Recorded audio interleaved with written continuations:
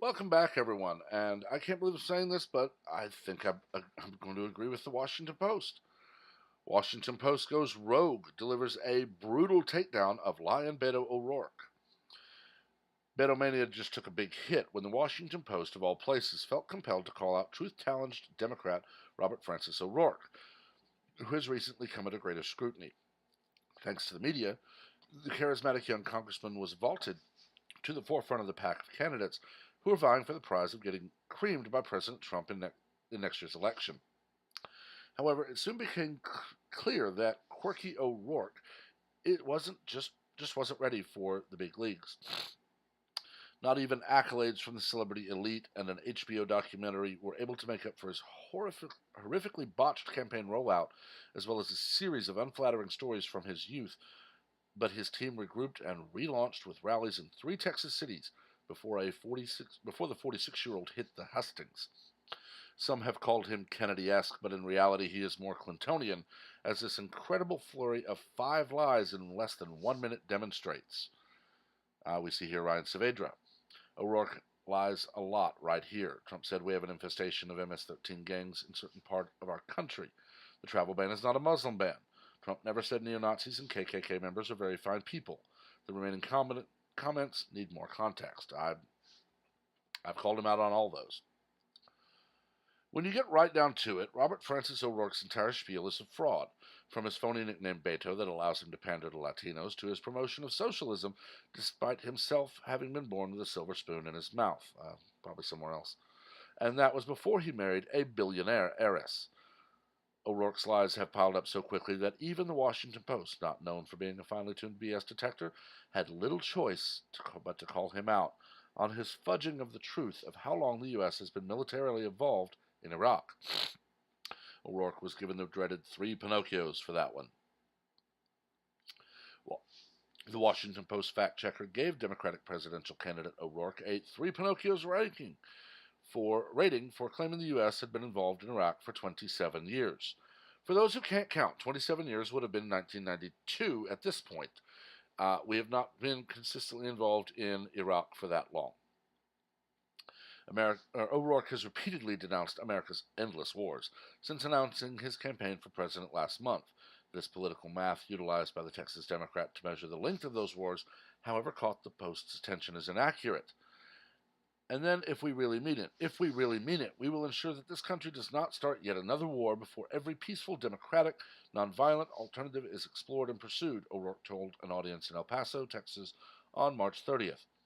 And those wars that we ask our fellow Americans, these service members, to fight on our behalf, 17 years and counting in Afghanistan, 27 years and counting in Iraq. Let's bring these wars to a close and bring these service members back home to their families, to their communities, and to their country. I'm going to pause here.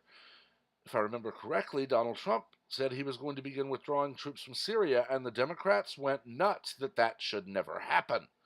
The party that did not want to go to Syria now does not want to leave. O'Rourke repeated the claim only days later while campaigning in Iowa. Do we really want to fight wars forever? O'Rourke asked an audience on April 3rd. 27 years in Iraq, 18 years almost in Afghanistan, and counting, with no definition or strategy or end in sight. Trillions of dollars we are spending to fight and rebuild countries that we've invaded. It's not the first time that WaPo has bestowed the dubious honor on O'Rourke either. He got 4 Pinocchios for last year's lie that he didn't flee the scene in the now infamous 1998 DWI incident when O'Rourke lost control of his car and struck another vehicle.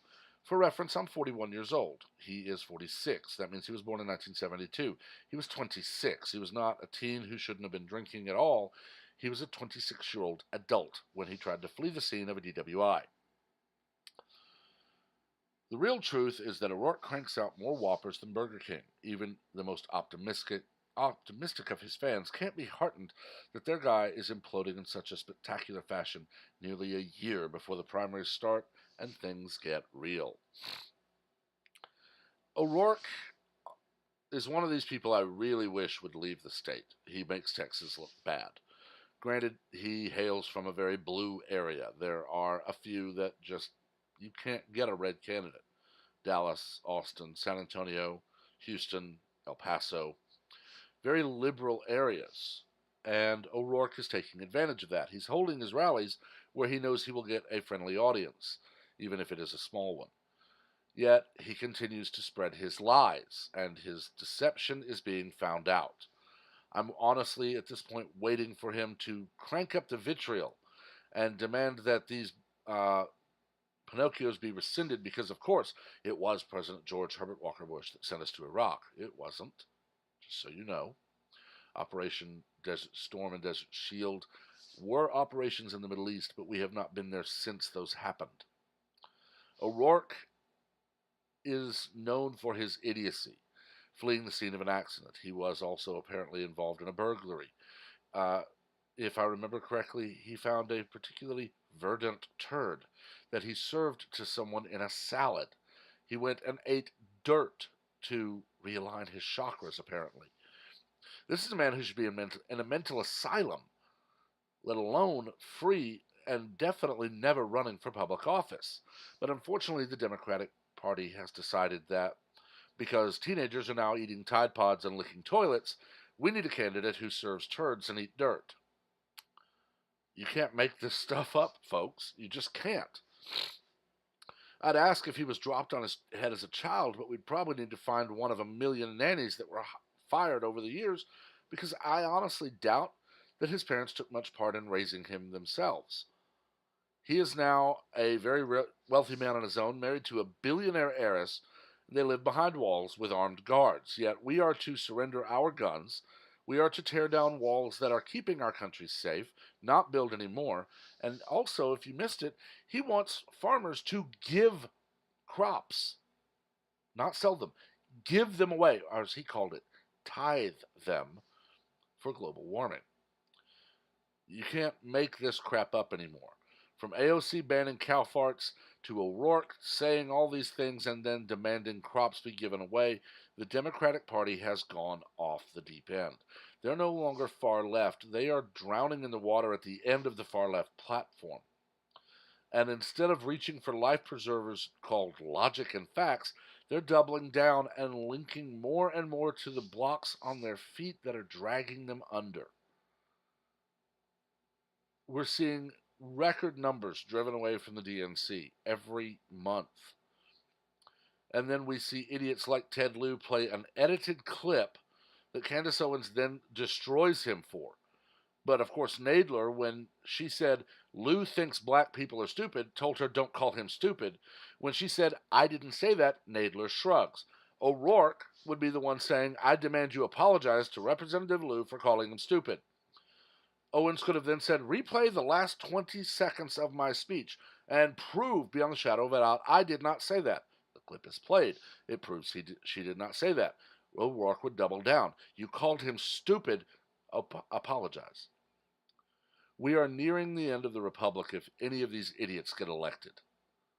And unfortunately, they are the ones who demand we give up guns. And the second they get that, they will be the ones sending armed militants into our communities to subjugate us. From behind their walls, they will be sipping champagne as we're told alcohol is evil, while they eat their steak we're not allowed to have because of cow farts, and while they are protected and castigating us for pointing out illegal aliens kill people. This man belongs in a mental asylum. He does not belong in any government office. And I honestly hope people wake up. But I've talked long enough about this one. Let me know your thoughts. As I did yesterday with, I believe it was Swalwell, keep your jokes about beta male Beto to a minimum. I'd say try to keep them classy. I mean, we might have actually want to publish a few of those jokes and see if he actually realizes he's being mocked.